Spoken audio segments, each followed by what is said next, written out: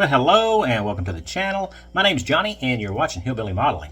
And this is going to be part 5 of our M31 US tank recovery vehicle by TAKOM in 1/35th scale. And in this video we're going to be working on the turret and the boom assembly, which is put together. They make up the crane, which really gives this vehicle its true character. And that's going to be really interesting. A lot of parts for us to put together. So I guess we'll go ahead and jump down to the bench and see how far we can get along with this. So let's go ahead and take a good quick look here at our instructions so we can kind of map out what we're going to be doing here. So we're going to start off here in step 19 with our turret assembly. We do have to drill some holes, one in the rear of the turret for that fake 37mm gun, and then of course we have 2 more little holes to drill for the vent. And then we can go ahead and attach the other little parts. We've got our hatch to put together along with the, it's not really a cupola, it's just a hatch ring. And then, of course, assemble the bottom portion of the turret, which is going to hold it all into place. As you can see here, it does have 2 tabs on it that helps lock it onto the upper hull. However, it is kind of tight. So here I'm just taking a thin flat file, and we're just going to kind of widen that gap a little bit between those tabs and the bottom of the turret itself. To give us a little bit more clearance, because remember now we're going to be painting this, and paint does have a thickness, and we're going to want that to really be able to turn nice and easily, and I think that's going to do it for us. That looks pretty good. Alright, so now we can get on to the turret. Now on the rear of the turret we do have a little raised knob, I guess you could call it, where the hole needs to be drilled. So I'm just going to use that number 11 blade on the hobby knife to kind of mark that location. And here you can see how that angle is where it's supposed to join. So we're going to kind of try to do our best to replicate that angle when we drill the hole. And this is a regular drill bit here. We're using our handy drill. I think it's 1.2 millimeter or 1.5. Well, anyway, it just needs to be big enough to accept that little tab on the end of the barrel there, so that it'll be secure. And here we're just checking again to make sure that everything's going to be okay, and it looks pretty good. So next we need to drill those 2 smaller holes that's going to locate that additional vent that's going to go into the onto the top of the turret. Now, just like on the hull assembly, I'm going to mount the base of it first. That way when we go and we glue the cap itself, we can kind of orient it so that the casting numbers and whatever else is on the top of this thing is going to line up just like it is in the instruction. And then for the viewport, it just snaps into place. It's a real nice tight fit, and we'll just glue that from the inside. That way we don't have any glue marks on the outside. Not that that's going to hurt anything. And we can go ahead and assemble our fake 37mm gun on the back of the turret there. And just checking to make sure it's as square as possible and that it has the correct angle. We don't want any gaps between the turret itself and that little fake 37. Here I'm just using a ruler here to try to take and make sure that it's square more or less to the turret itself. And then of course the hatches, they go together very well. It's no problem there. They practically snap right into place. And since it is a real tight fit, we can go ahead and glue that as well from the underside. Or I keep saying glue, I mean cement for all you purists. Now it does have some tabs on it, so that it is oriented correctly. And we're just going to put it into place here, and we can cement it as well. Next up, all we have to do is use the locator tab on the base portion here of our turret. That keeps us from installing the base ring askew or backwards. So all we're going to do is just use a little bit of TME extra thin there, and that'll wick right down into the groove there where the parts are joined, and that'll cement that into place for us. Now once that TME extra thin has set off for us so that's no longer tacky, which is just a matter of a few seconds, we do want to check and make sure that the turret does fit as we expect it to, and we want to make sure that that fake 37mm gun will clear that extra toolbox there that's up on top of the hull itself, and we don't have any issues there. Alright, so now we're ready to go on to step 20, and we're going to start putting together the boom assembly itself, and it has a left and right section. As you can see, they're just exact mirror images of one another. Now we have this little cap that needs to go in, and that's going to hold the sheave or pulley, whichever you prefer to call it, into place there. And it fits as you would expect. No issues with it. Just make sure that you get it straight, because you can get it just a little bit misaligned on the end, so it just fits into a slot. And then here for the rear section, we have this bracket that fits into a square slot. I'm just making sure that I've got plenty of extra thin on it there. And it is a nice tight fit. So the next thing we're going to do is we're going to glue up the opposite side, which, as I say, is an exact mirror copy. So it goes together the same as the other side. So going back and looking at our instructions, the next step, we have to put together this block assembly. So that contains a sheave for our stay cables for the boom. And then, of course, we've got these 4 spreader kind of like dowels or bolts that needs to go in. There's 2 short that goes at the top, 2 at the bottom, and then of course there is the swivel block there that you do not glue into place. So we want to make sure we don't get any cement on that block so that it'll be movable. Here we are putting that sheave into place inside the block, and here's where we run into an actual fit issue.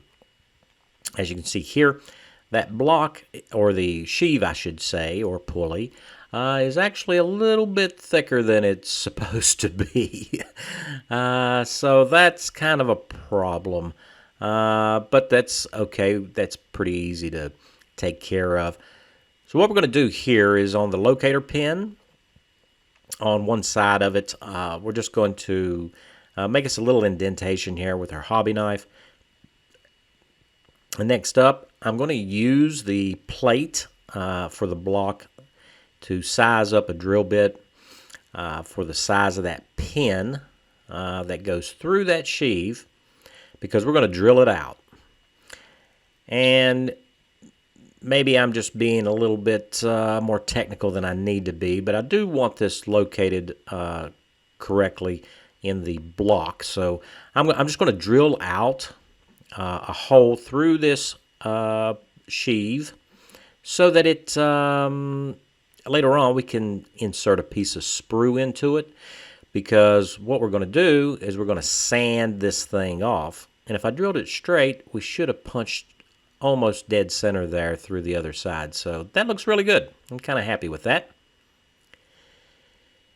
So now we're going to flat sand it, and we're going to take the same amount off of both sides of this actual sheave in order to thin it down evenly. We don't want the groove that goes around it to be offset. And once we get it sanded, we can go back and stick it back into the block itself and check our alignment. Make sure that these two halves will be able to seat. And as long as that will go in, yeah, we're in good shape. So that looks good. So we actually need a axle shaft to go back into the center of that sheave that we drilled out. That'll give us our positive locating little nubs. That's about all they were on the actual sheave, so that we've got it in the center of the block where it needs to be. And I'm just using the actual drill bit that I used to drill the hole as a gauge for stretching my sprue, so I get the approximate diameter.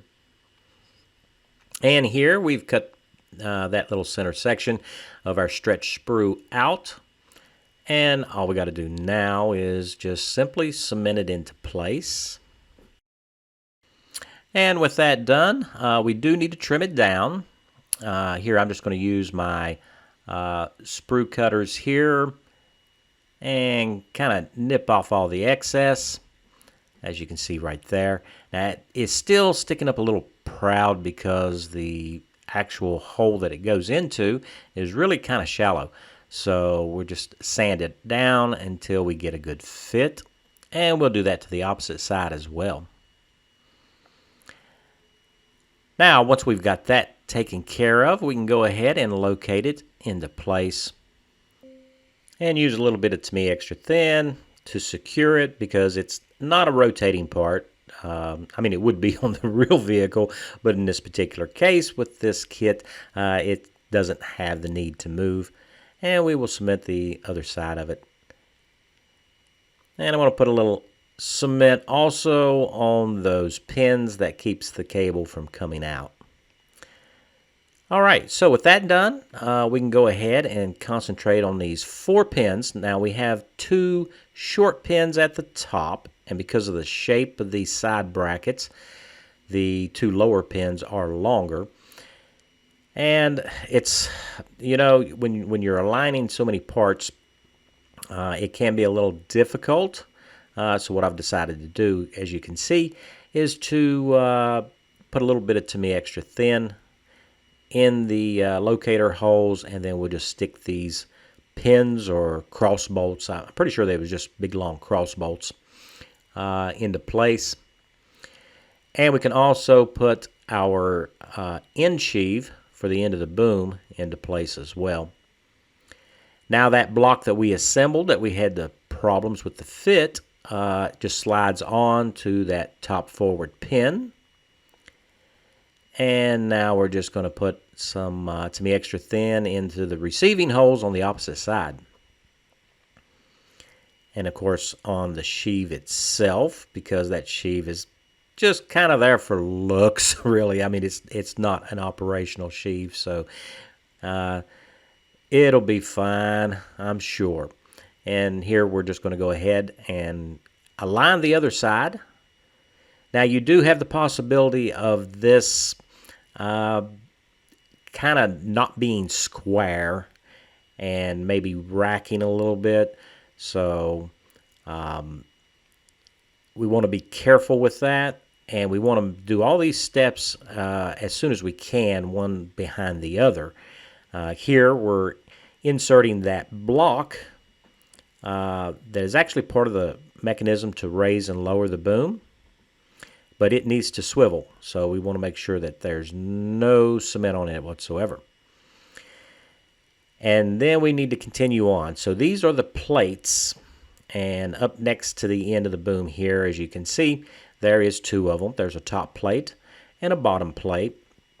And we really want to get these in place so that we can go ahead and check how square our boom actually is, because these plates help with making it more rigid. And as we add more parts, it's going to get a lot more rigid.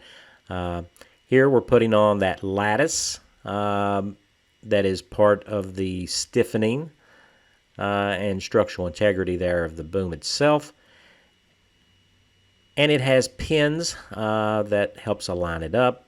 And then we also have these straps that are going to go on towards the rear of the boom. And there's one on the top and one on the bottom as well. Here I've decided to put the strap in place first, and then we'll put that lattice into place. Kind of helps with the alignment there. And it's looking pretty good.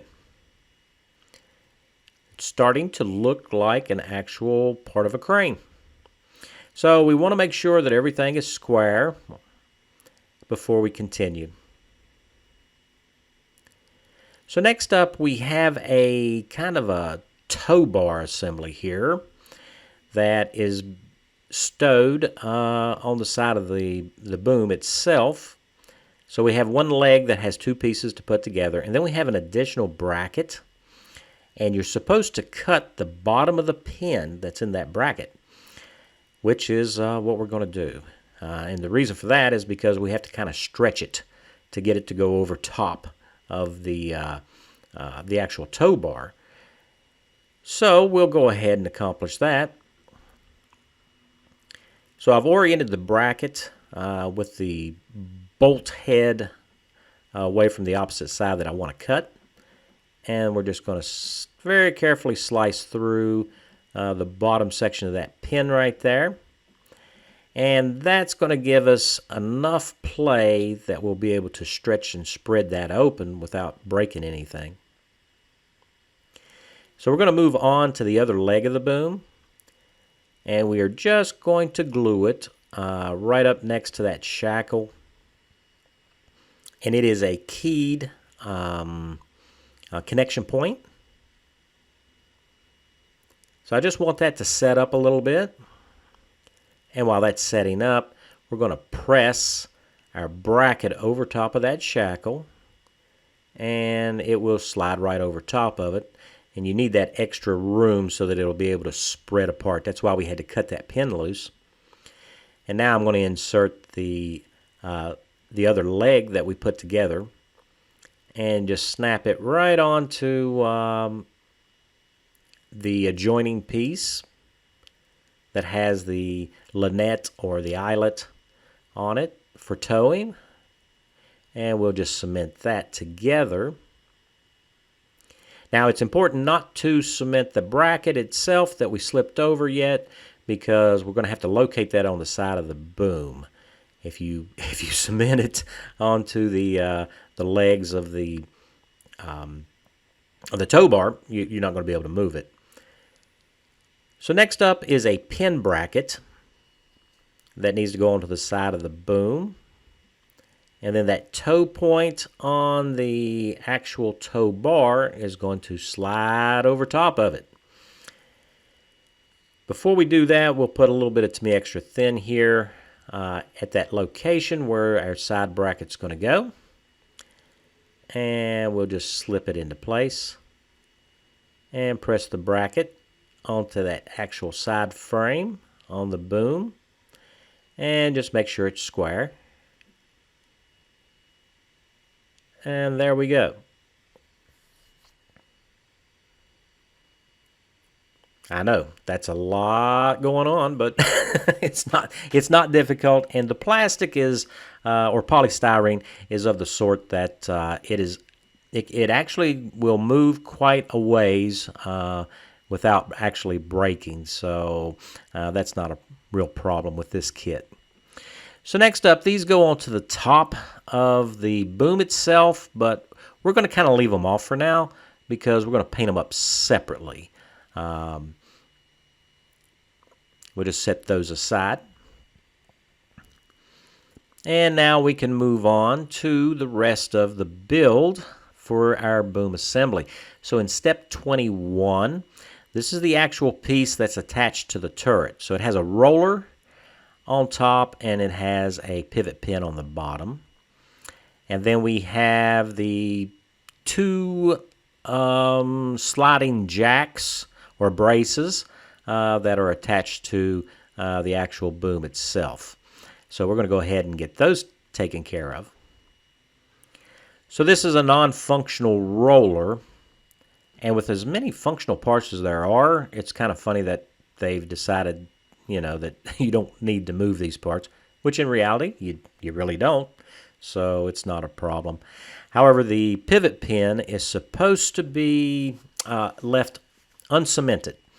So I'm going to use the mounting plate that goes on the front of the turret to make sure that we have these two side brackets on that roller aligned correctly, and that way we won't have any issues when we go to actually cement it into place.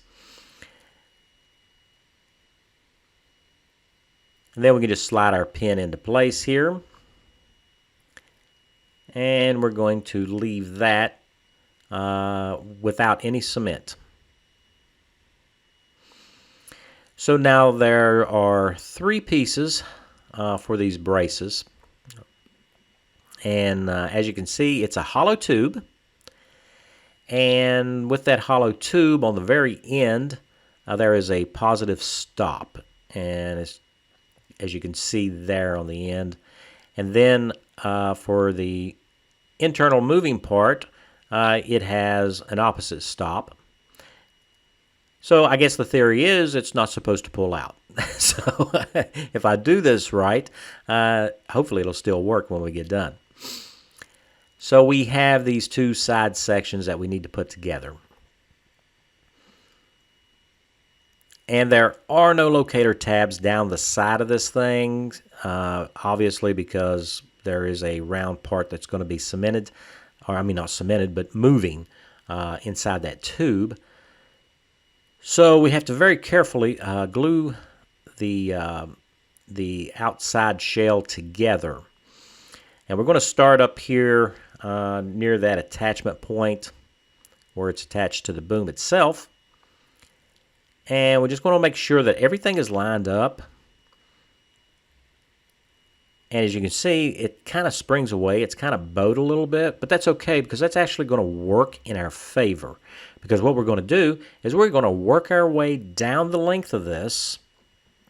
And we're just going to add the Tamiya extra thin very, very lightly here until everything we get it to the point to where it's just spread enough where we'll be able to insert the inside piece.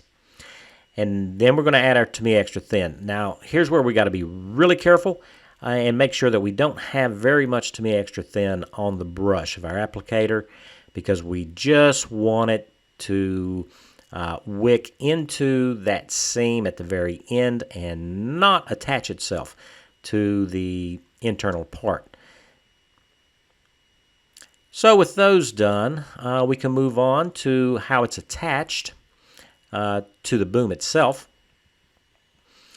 And there are 2 different options here. One with them attached to their holding bracket on the bottom of the boom. That's the one on the left. And then on the right, that's with them swinging free. I think, however, we may be able to do both at the same time. So now this is the bottom bracket that actually holds those braces. And it's made up of, let's see, 4 or 5 pieces. We're going to assemble the first 3. We'll put the inside holding brackets into place first and let those set up. Now next up we have these cable ends that are going to be attached to the boom, and these are for our stay cables. So we just want to double check and make sure that the cable that's supplied with the kit are actually going to go into these parts. And it does. I mean, they only go in like a 1/2 millimeter, so they don't sink up in there very far. So there, they do work. And so now we're going to continue on with the assembly of our boom. So this is the bottom bracket that will hold those 2 braces.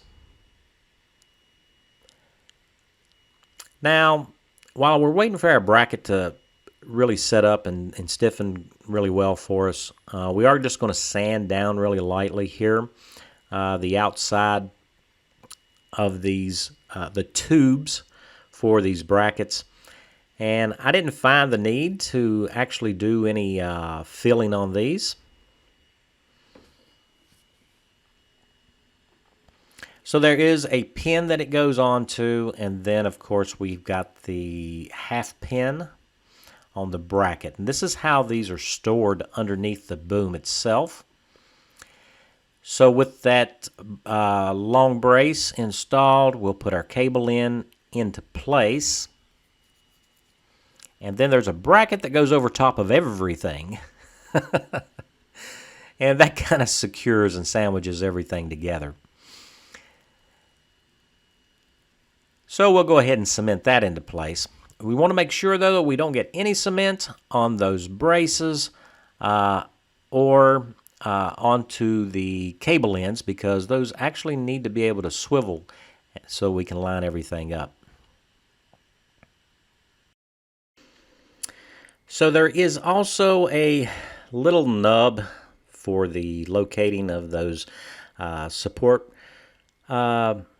tubes that go onto the bracket. So I'm just cutting that little nub off, which is going to mean that the inside bracket will have the nub, and then the outside portion of the bracket does not.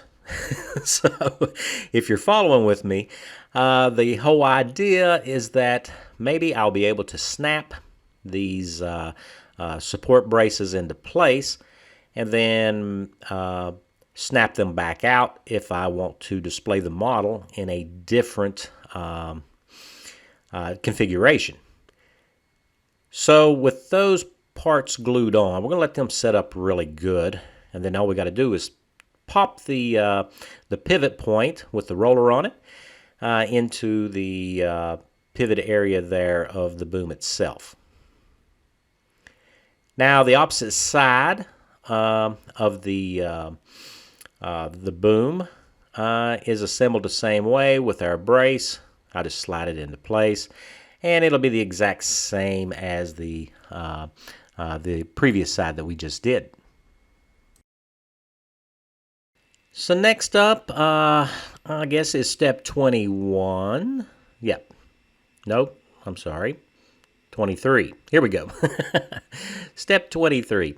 And that is the cables. So we have some stay cables that need to go into place, and we also have the hoist cable itself that's going to get a cable end. So we're going to start working on the stay cables first, and those are the ones that support the boom. So I thought that it would be easier to go ahead and just to put a cutting gauge right on my cutting mat. And we're just going to do that with some mask tape. We'll take and put that right on the mat, and then we'll mark out the true length of what the instructions have called out that we need to cut this cable length into. And there are two. The shorter one is 165 millimeters, and then 167 millimeters is for the actual stay cable itself. And then I simply just line it up and cut it. And I'm just checking here to make sure that I got the correct length. So cut the long one first. I figure if I make a mistake, I can always trim it to the shorter one that we need. Here's where we run into a small problem. I can barely get it through the sheave and the block, but I cannot get it through the pins. It keeps wanting... This cable is really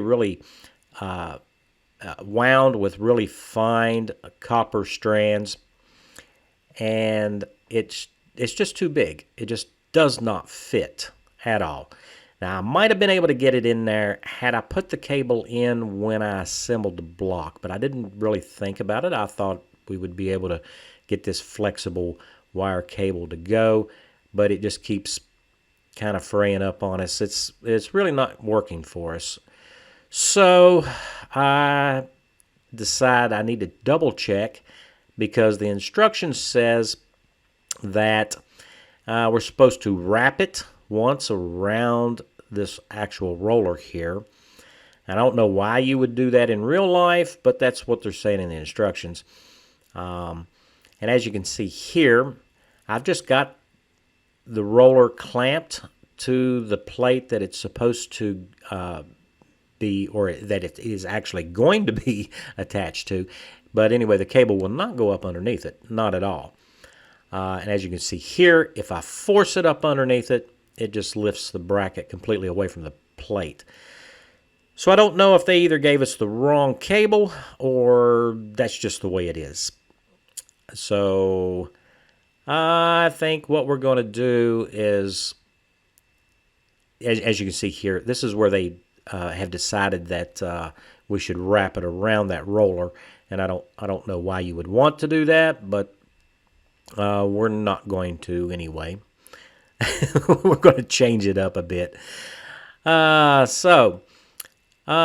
First things first, I mean, we could cut those little pins out and try to put them in later, but I think that's going to be a huge problem. So what I did is I just went ahead and made up my own replacement cables that are slightly smaller in diameter.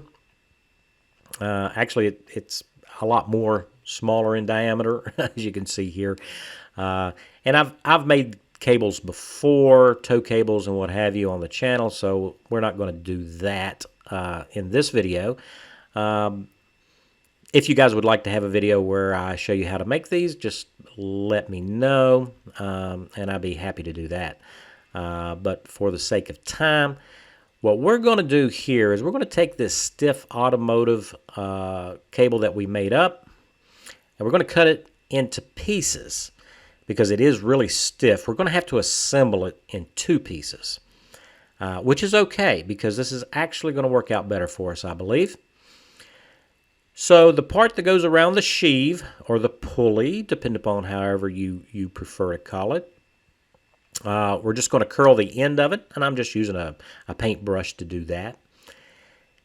And as you can see, we're going to get our curve into place, and then we're going to fit it right past the pin in the end of the block and around the sheave. And that cut is going to be inside where you can't be seen. Now, this has the benefit of making it much easier for us to install these cables, number 1, and number 2. Since it is a stiff wire, we don't have to worry about it being too flexible and not keeping its shape, because with the stiffer copper wire, of course, whatever shape you bend it into is the one it's going to stay in for you. So we're going to use a little bit of CA glue because we are gluing metal to polystyrene. I just put it on the sheave at the contact point there, and we will put the cable around and let that CA glue take hold of it. Now with the CA glue, got it held into place. I didn't mention it before, but we did make this cable a little bit longer than we need. And here I'm just flexing it and bending it so that it will line up with the cable end, which we've already installed onto the boom itself. And at this point, since it's only about a 1/2 millimeter or so, we just need to trim the end of it so that it'll be inserted. A little bit of CA glue into the cable end, and we'll just slip it into place. And then all we got to do is make sure that everything's lined up correctly before that CA glue sets off and takes hold of it. That way, you know, it looks the part of having tension on it, and it's holding the actual boom under stress. Or tension. Not stress, but tension. That's what we want to say. And there we are. It's installed and aligned, and it looks good. So all we got to do is replicate that for the opposite side. And here we are with both of them glued into place. Now with our split or cut hidden inside that rear block, nobody will ever know that it's 2 pieces instead of 1. And it's much easier to assemble. So next up, we're going to put a little bit of To Me Extra Thin here on the mounting plate. And we are going to set our boom into place. And it's just a simple slot and tab location here. And we just want to make sure that everything is seated fully and everything is aligned. And we'll let that set up a little bit there because we don't want this to come apart later on, making sure we got good contact there with the plate. So this is an adjustment rod here, which I imagine had a cable attached to it as well for raising and lowering the boom. And it's like a great big screw. But we just want to set it into place. Now the instruction says do not glue it, but you've got to glue it sometime or it's just going to fall out. So here I've just made the adjustment of where I would like for it to be, how much I want sticking out at the top, and a little bit of To Me Extra Thin to secure it into place. Now we can go ahead and assemble it to the turret itself. And you can't get it upside down because of the shape of the actual plate. Unless, of course, you glued the boom on to the plate upside down. That would be a problem. But with everything aligned, I just want to make sure that it's fully seated. It's always good to make sure that everything is setting into place right where it's supposed to go. Now back to these brackets. As you can see here, I'm just going to take my X-Acto knife and I can just pop these out, because on the outside portion of the brackets for both sides, I trimmed off the little pin that was the locator for these support tubes, and then we can just pop them back into place. But what we're going to do now is we're going to fit this to the actual vehicle, and it's starting to really take shape now. So the next problem that we have is to insert the pins into the little brackets that are mounted, or actually in the actual vehicle, they're welded onto the final drive housings. And if I can quit pushing the vehicle along, we can get those pins in. Now I made some little test pins out of jeweler's wire so that I don't lose or break the actual pins that we're going to put in it for our final assembly. So this works good so that we can do all of our test fitting and check out the different options that we have for stowing our crane. And as you can see here, we've got it in the forward operational position, and I've also taken and bent another piece of cable or wire that we made up for our hoist cable, and it's in place. And here we have it in the rear lift position with those boom supports pinned to the rear of the vehicle. And here we've got it sitting on its cradle with those boom supports in their stowed position. And it looks pretty good. Here I went ahead and trimmed our hoist cable off and just glued the cable end on. And very simple, very easy to do. And here we have a look at the vehicle from the front with the boom in its stowed position. All right, that will wrap up part 5. And as you can see, we have our boom assembly all put together here. Boom and turret together makes the crane for the vehicle, and of course that gives it that special character. No other vehicle looks like this on the battlefield. So I really am enjoying this build. I really enjoy putting things together. Next up is going to be painting. And we're going to have to pick out our paint scheme and then do some decals and all that wonderful stuff. So special thanks to all my subscribers. It's because of you guys that I keep making these videos, and I hope that you enjoyed this one. If you're new to the channel and you're not a subscriber, I hope today that I earned your subscription. So guys, take care, and I will see you in the next one.